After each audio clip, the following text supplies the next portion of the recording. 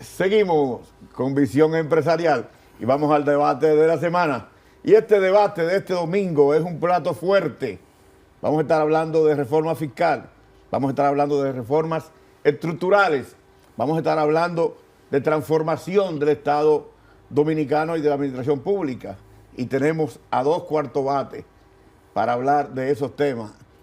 Hemos invitado al economista, al doctor Antonio Siriaco, decano de la Facultad de Ciencias Económicas y Sociales de la UAS, y a Henry Gebrar, quien es economista también y consultor privado.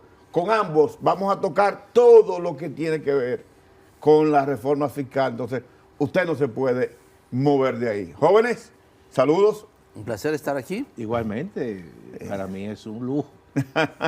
No, gracias por aceptar esta invitación, y obviamente el tema que está en el tapete es la reforma fiscal y otras reformas estructurales que están pendientes. Los tres somos conocedores y, vamos a decir, analistas de este proceso, pero yo quiero que empecemos estableciendo qué es una reforma estructural. Y en ese mismo sentido, ¿qué es una reforma estructural? ¿Cuáles son las reformas que están pendientes del Estado dominicano en este momento? Antonio. Mira, yo creo que de entrada una reforma estructural implica cambios básicamente permanentes en los mercados. Cambios que permitan hacer que la economía sea mucho más flexible, que los mercados de trabajo, mercados de servicios, mercados de productos, sean mercados flexibles. Pero además también que esa flexibilidad permita evidentemente que la formación de los precios de bienes y servicios sea más cercana obviamente al consumidor, y que el Estado también tenga la capacidad de en ese proceso tener ingresos importantes. De manera que las reformas estructurales de la República Dominicana van a permitir incluso elevar el nivel de ingreso per cápita que pueda tener la República Dominicana. Aquí hay reformas que están pendientes: la reforma fiscal, la reforma a la seguridad social, la reforma laboral, que son grandes reformas que en la República Dominicana, muchas de ellas datan, en algunos casos, se hicieron en los años 90. Y la economía a partir de los años 90 hasta el día de hoy ha cambiado bastante. El mundo cambió. El mundo cambió. Y entonces tú no puedes dejar que esas estructuras, vamos a decir, de mercado, que tuvieron un comportamiento en los años 90, hoy exigen otro tipo de comportamiento, porque están expuestas las empresas ¿a qué? A la competencia internacional. Pero también el Estado, por un lado, necesita tener más recursos, porque la población se incrementa, las demandas sociales son mucho mayores, y eso concomitantemente también genera deudas sociales que la República Dominicana tiene obviamente que cumplir. Y en ese sentido, yo creo que están dadas las condiciones, no solamente para hacer esas reformas que hemos mencionado, sino también para que la economía tenga una segunda o tercera generación de reformas estructurales que le permitan, de una forma u otra, romper un techo. Ese famoso techo de la famosa economía de rentas medias, que a partir de ahí pueden crecer mucho, pero el crecimiento tiene que ser inclusivo, y si no hacen esas reformas estructurales, evidentemente que se van a quedar todo el tiempo hablando de crecimiento, pero no hay un crecimiento que se traduce en calidad de vida. Eso, grosso modo, yo te podría definir que yo entiendo como concepto de lo que es reforma estructural. Henry. Sí, es por eso, por todo lo que ha explicado de manera perfectamente magistral, sin sorpresa, el doctor Siriaco. Obviamente. Por eso que considero que la República Dominicana está en este preciso momento, en un momento histórico. En un momento histórico. Ese es un momento tan histórico como hace 30 años atrás. 32 años. 32 años atrás, cuando se dieron una serie de reformas, entre las cuales, por supuesto, el Código Tributario, y que esas reformas, frente a una situación profunda de crisis social, política, económica, permitió este crecimiento que hemos disfrutado hasta este año, pero todos sabemos que este crecimiento conlleva dentro de sí mismo un problema, el que no ha sido lo suficiente inclusivo, o sea, incluyente, no ha permitido que toda la población pueda recibir con cierta intensidad los frutos del crecimiento. De ahí pues que esta oportunidad de implementar esas reformas estructurales, tú mencionaste por supuesto la fiscal, el tema de la seguridad social, y cuando hablamos de la seguridad social, yo creo que ahí hay tres vertientes prioritarias. Una que es el tema de la salud, ahí todos sabemos las deficiencias que tenemos ahí, y ahí uno de los mandatos de la Ley de Estrategia Nacional de Desarrollo, que no son sugerencias, es mandato de ley, era de poder elevar considerablemente la inversión en salud, y eso no se ha podido hacer. En pensión, todos debemos estar conscientes de que si no hacemos nada, dentro de 10 años van a empezar a pensionarse grandes grupos de cotizantes y que se van a ir a su pensión con apenas un 30% de su salario, de su último salario. Eso nos muestra que actualmente el sistema de pensión está fallando a lo que debe ser su único objetivo. ¿Y cuál es el único objetivo de un sistema de pensión? Garantizar pensiones dignas para los cotizantes. Y entonces habría de definir, por supuesto, lo que es una pensión digna, que eso va a ser parte de las discusiones. Tú hablaste del tema laboral, no solamente por, obviamente, la discusión de la cesantía, que casi obligada por tocar la seguridad social por el lado de las pensiones, pero también del seguro de desempleo, que son tres patas de una protección que hay que ver cómo articularlas sin asfixiar a los que lo tienen que pagar. Entonces, la parte laboral, además es del tema de la cesantía, tenemos que lograr una mejor formalización de los empleos. En la actualidad, en el sector privado, apenas 1 de cada 3 empleos es formal, y yo pienso que no debería haber mucha dificultad para tener un consenso sobre este tema, de que eso no es satisfactorio y que quizás debemos de buscar como objetivo de toda la sociedad de que en vez de tener 1 formal por 2 informales, tener a 2 formales por 1 informal, que ya sería un avance importante. Y finalmente, no menos importante, y tú lo mencionaste, la mejora de los salarios, que el salario real realmente pueda mejorar, y eso va a ser posible en la medida en la cual efectivamente las reformas permitan un nuevo ciclo de crecimiento, inclusive un crecimiento por encima del crecimiento. Actualmente se entiende que el crecimiento potencial está en torno al 5%. Con las reformas, varios especialistas consultados nos han dicho que pudiéramos apostar a un nivel de crecimiento potencial no menor al 6,5%, lo cual quiere decir que pudiéramos tener como meta de aquí a menos de 10 años duplicar el tamaño de la economía dominicana en dólares de forma nominal. Ahora, el crecimiento, que fue la obsesión en el pasado, tiene que cambiarse por una obsesión por el desarrollo. Eso es lo que está en juego. Si no hacemos esas reformas, no vamos a lograr ese crecimiento adicional, pero mucho peor. El crecimiento actual no va a ser sostenible porque va a empezar a asfixiarse y las demandas sociales van a empezar a crear un malestar social que hasta el momento, a diferencia de todo lo que ha pasado en Latinoamérica, República Dominicana ha podido manejarse con una relativa paz social. El discurso de ustedes dos se lo compro. Y obviamente es un discurso estructurado, un discurso bien elaborado desde el punto de vista conceptual. Ahora bien, en parte de la sociedad se está generando un pánico con relación a la posible reforma fiscal. ¿Qué reforma fiscal es ideal? Mira, yo creo que hay que construir un relato.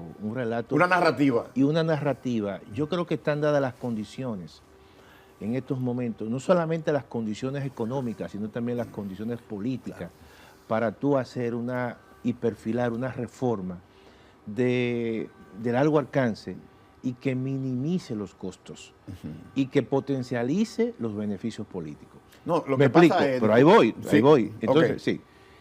¿Por qué digo esto? Porque generalmente en todo esto hay elementos mediáticos. Está circulando, por ejemplo, Claro. un documento viejo. Ese documento viejo quizás debe tener, la gente lo ve como muy fiscalista, pero yo creo que ahora mismo el gobierno puede perfilar una reforma que incluso la pueda vender y que sus resultados evidentemente minimicen los efectos.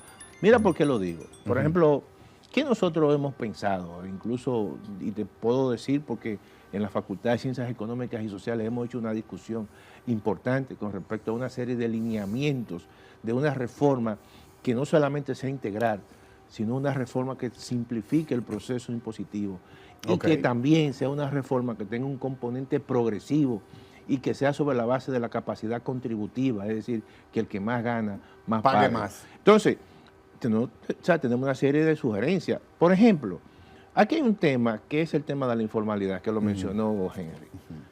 Claro, ¿cómo tú resuelves el tema de la informalidad laboral, incluso tributaria? Nosotros planteamos el monotributo para los pequeños contribuyentes, los microempresarios. Que yo estoy de acuerdo. Oye bien, Que oye yo bien. estoy de acuerdo. Entonces ahí tú puedes, sencillamente, a una masa bastante grande de pequeños, de emprendedores, decirle, mira, vamos a facilitarle la vida a ustedes. Ustedes van a tributar un monto directo, 100.000 pesos al lo año. que sea, un monto fijo, y que eso pueda ser trimestral, como lo hace el RCT, o lo puede hacer semestral o mensual, y que eso incluya todo el monto de los impuestos, más los pagos de la TCS, el pago de El de Infotec. Infotec, todo eso. Tú sencillamente le dices, tú vas a pagar un monto fijo. Incluso tú le puedes decir que no hagan declaración sobre jurada. No, porque ese es el tema. Ese es el tema. Ese es el tema. Entonces, claro, se registran en la DGI, pero tú estás simplificándole todo el proceso a la gran mayoría de un tejido empresarial en la República Dominicana, que verdaderamente muchos de ellos están en la informalidad.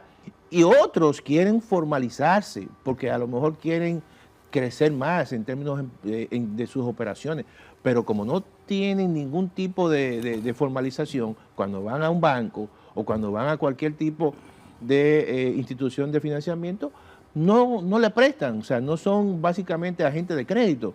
Entonces, eso es un elemento. Ahora, ¿qué otro elemento, Franklin, es importante que tú tienes que considerar?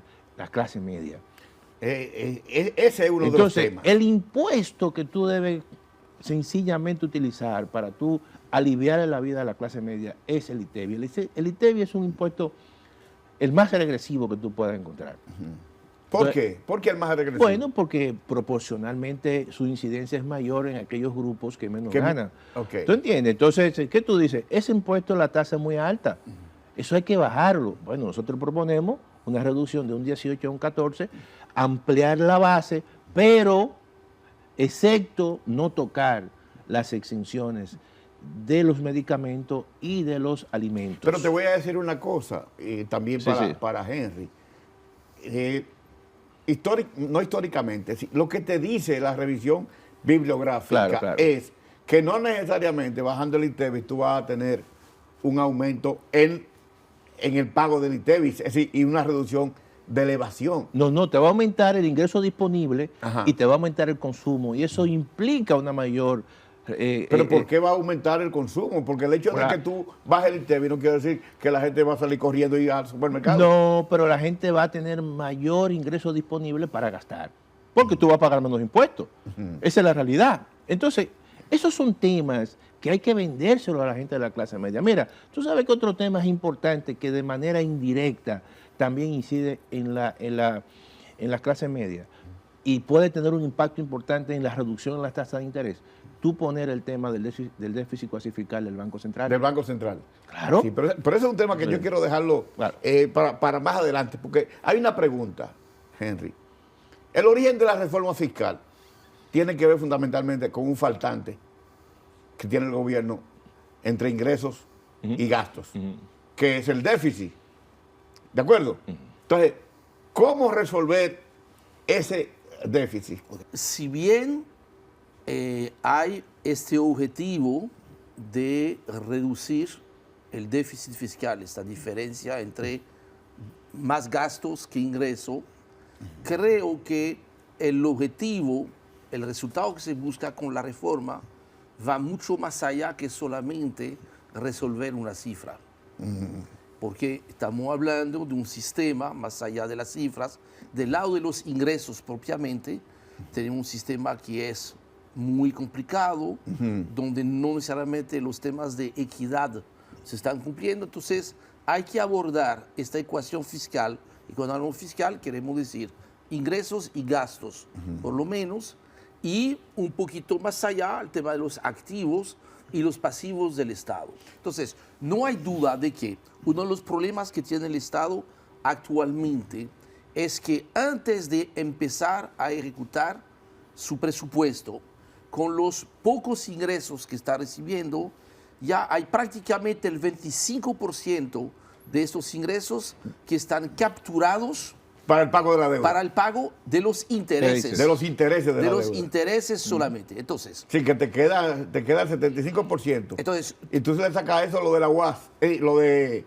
educación, Claro, claro. por un lado, Claro. Entonces, lo tú- del déficit del sector eléctrico, por otro lado. efectivamente, entonces tú tienes hoy en día, mira, las grandes masas. Si hablamos de cifras de ingresos, vamos a redondear las cifras para que sea más fácil de entender. Son tres grandes masas. ¿Cuáles son? Primero, el ITEVIS. Ok. El interno, que se paga en la DGI, claro, el externo claro. en la DGA. Tú estás hablando de unos cerca de 400.000 millones de pesos. 400.000 millones De pesos al año. de ingresos. estimaciones de Es lo que hay en sí, el presupuesto ingresos. parcial, Sí, de sí, ingresos. sí, de ingresos. Eso es un tercio de las recaudaciones. Ok.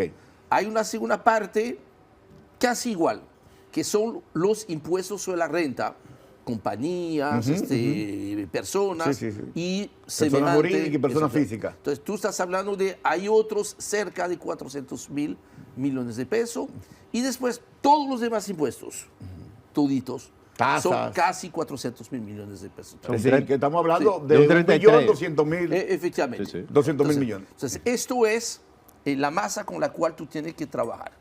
Ahí tú empiezas a ver, a identificar unos parches, o sea, unos huecos, unos baches Ajá, que ok. hay. ¿Cuáles son esos huecos? A ver. Primero, en el caso del ITEVIS, hay tres situaciones. La tasa que se está cobrando, 18%, después hay un pequeño 16%, pero que apenas alcanza el 2% de los bienes Eso es y marginal, servicios. es marginal. Completamente Ok, marginal. sí. Y cero. Tú tienes entonces una tasa máxima que cuando tú la comparas con Centroamérica es relativamente alta. La razón por la cual es alta es por dos razones. Primero, por ley, si tú tomas la canasta de bienes y servicios que utiliza el Banco Central para calcular la inflación, que vamos a decir que es un reflejo bastante bueno de cómo está estructurado el consumo de los hogares. Ok. El 55% de esos bienes y servicios en valor, no en número de líneas, en valor está sí, exento sí, de ITEVIS. Y tres, por encima de esto, se calcula que la evasión del ITEVIS anda entre un 40 y un 45%. La estimación última que tenemos es 43.9%. Sí, Tú sí, ves. sí, claro. Entonces, tú estás hablando que entonces 400.000 millones de pesos hoy en día equivale al 55% de lo que teóricamente se pudiese cobrar. Entonces, Pero ahí mismo, Henry, porque hay cosas que mucha gente no se explica y yo también tengo el cuestionamiento. ¿Cómo es que no podemos reducir esa evasión del ITEVIS? Cuando tú tienes información de las empresas. sí, O sea, ¿cómo? ¿Por qué? No, y hay mecanismos. ¿Es un tema de ineficacia de la Yo- administración tributaria? Mira, yo creo, y para que Henry siga, yo creo que aquí hay un tema en la DGI que yo creo que es quizás la limitación en términos de supervisión de capacidades que tiene la DGI. Yo creo que hay un componente tecnológico que durante mucho tiempo ha venido de una forma u otra utilizándose para evitar o minimizar las evasiones. Porque no solamente, claro, Jerry habla del ITEVI, pero el impuesto sobre la renta es 60, mucho mayor. Es 61.9. Es mucho mayor. Y ahí tú tienes que hay mucha contabilidad creativa. Sí, Entonces, y todo eso... pero que ellos lo saben. Pero está bien, pero el problema es que la DGI no tiene la capacidad en un momento determinado de determinar, porque es que no tiene, yo creo que la DGI tiene que tener una estructura mucho más robusta en ese aspecto. Y por eso está apostando a una serie de elementos, como la facturación electrónica y una serie de situaciones, para ir precisamente viendo esos elementos. Ahora, ¿qué yo creo que hay que hacer en esos casos? Pero, perdón, ahí mismo. Pero una de las cosas que se plantea es que los grandes evasores son los grandes contribuyentes. Y esos son una cantidad que tú no puedes identificar. Pero está bien, pero eso no solamente pasa en la República Dominicana. Las grandes tecnológicas evaden en Estados Unidos. Y hoy en día, precisamente, la OCDE ha tenido que establecer un impuesto bruto complementario precisamente para evitar eso. Ahora, ¿qué tú puedes hacer en ese sentido ante la limitación que tiene la DGI? Por ejemplo, nosotros planteamos que el impuesto sobre la renta no se cobre sobre la base de la renta neta, sino sobre la base de la renta bruta.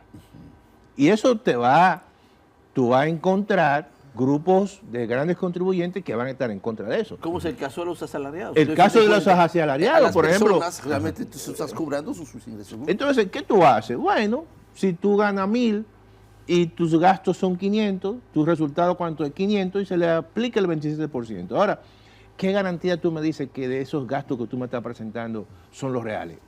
No hay ninguna garantía, porque tú ahí puedes justificar incluso, diciendo, espérate, todo eso que yo te estoy aquí incorporando es parte de las operaciones de las empresas. Entonces tú le dices, perfecto, yo no puedo contigo.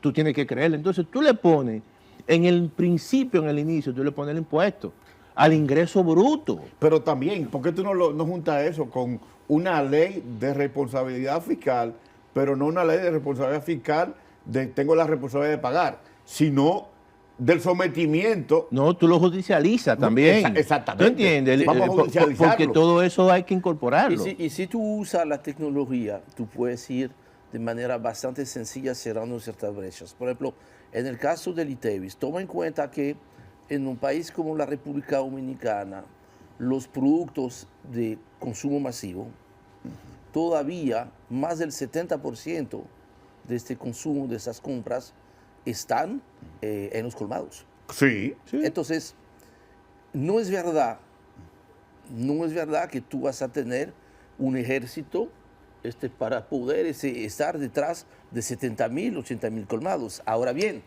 tú tienes 20, 25, 30 empresas que son las que distribuyen y que son llevan el producto ahí, las que están y vinculadas con los colmados. Como están haciendo otros países, utilizar a esas redes como tu red de cobrador que te permitiría de como manera agente muy de retención. sencilla, como una agencia que más de retención, utilización y percepción, porque ya hasta quizás el parte del monotributo se pudiese cobrar a través de esos mecanismos, porque ellos están ahí. Del mismo modo, de las personas físicas, ya en España, en Francia, es la DGI que te manda tu declaración. Sí, así es. Porque tienen todos tus datos. Así es. Probablemente, bueno, por eso es que yo digo, ¿cómo tú no puedes bajar la evasión? Y mira, y déjame decirte lo siguiente, por ejemplo, en el caso de los pequeños negocios, por poner un ejemplo, un colmado, que debería ser un agente de retención, pero en realidad,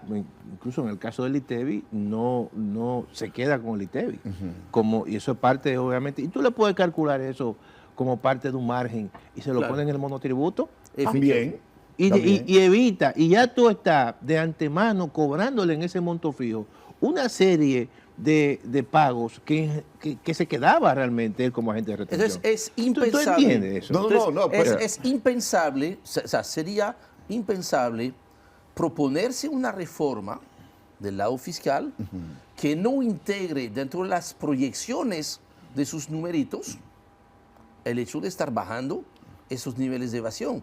Porque si no, obviamente, si tú no pones esto dentro de la proyección para tú cumplir con tu objetivo de más ingresos, para más gastos y menos déficit, tú la única solución que vas a tener es aumentando los impuestos. Y es precisamente lo que va a resultar muy odioso. Si logramos incorporar en la proyección En la objetivos, ecuación. en la Claro. ecuación, y tú vas a tener que tomar, por eso también, por eso que tiene que haber acuerdo político, porque el resultado de esto va a tomar tiempo. Bajar la evasión del ITEVIS de un 45 a un 20, que puede ser un buen número. Buenísimo. No, muy buen número. Estamos hablando de 200.000 millones. Sí, fácilmente. sí, claro. Ahí tú estás hablando de que probablemente tú vas a necesitar 10 años para llegar ahí. Los primeros 3 o 4 años es posible que tú logres bajar 10 puntos de evasión. Y mira, un punto de evasión yo creo que debe significar entre 6.000 y 10.000 millones de pesos. Sí, así mismo. Alrededor de 10.000 Un millones. punto, Sí, un punto. Porque Un si tú pobre cuantificas punto. la evasión, supongamos Sí. que sea 300.000 o 340.000 millones, oye, evidentemente... Entonces tú que eso- necesitas poner esto, y esto, fíjate, es un compromiso de ambas partes. Así es. Es un compromiso de la administración tributaria, pero también de la sociedad. Claro, no, porque al final de cuentas, y como yo digo, una reforma fiscal de este tipo, todo el mundo tiene que poner una parte. Y ahí la parte, y ahí para los dos, para Sí, los sí, dos. sí. ¿No se resolvería todo el problema del faltante eliminando el gasto tributario, que son 340.000 Sí, millones? pero con eso yo creo que hay que tener cuidado. ¿Por qué Excelente. cuidado? Porque Mucho cuidado. mucho Sí. cuidado, porque Mucho es que cuidado.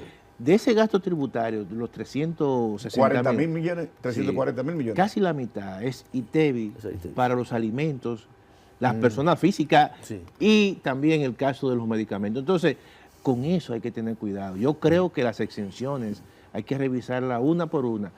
Y no hay que tocar las exenciones de los alimentos y de los medicamentos. Eso tiene Sí, un pero hay impacto. sectores que están recibiendo exenciones y exoneraciones Bueno, ya que eso hay ya que- tienen una capacidad. Hay sectores que son maduros, capacidad productiva. hay sectores que son maduros, hay sectores que marginalmente no van a seguir creciendo más recibiendo exenciones. Entonces tú se la eliminas, pero obviamente no decir que golpe y porrazo vamos a eliminar las exenciones, porque tú puedes decir, mira, yo puedo eliminar el subsidio al sector eléctrico y tú estás quitando el 1.5% Sí. del déficit. Pero ¿cuál es el impacto que eso tiene? Aumento de la tarifa. De la tarifa. ¿Y a quién afecta eso? Te va a afectar. Sí, pero las EDES son un problema en el marco de lo que es el presupuesto del Estado y la contribución del Estado, y que obviamente te alimenta el déficit fiscal. ¿Qué vamos a hacer con las EDES en el marco Mira, de la reforma fiscal? Mira, los numeritos primero. Ok. Vamos a dar un numerito. Dame número, dame mira, número. 2024 está contemplado en el presupuesto transferir 86.000 millones de pesos para gasto corriente a las 3 EDES. Esos son 1.500 millones de dólares. Sí, Más o menos. estamos hablando que eso equivale al 1.2 38% del déficit total. 1.2 gobierno del central. PIB. Y 1.2% del del PIB. Eso representa prácticamente un 7-8% de los ingresos. De los ingresos. Y eso equivaldría, si tú logras bajar a la mitad, yo creo,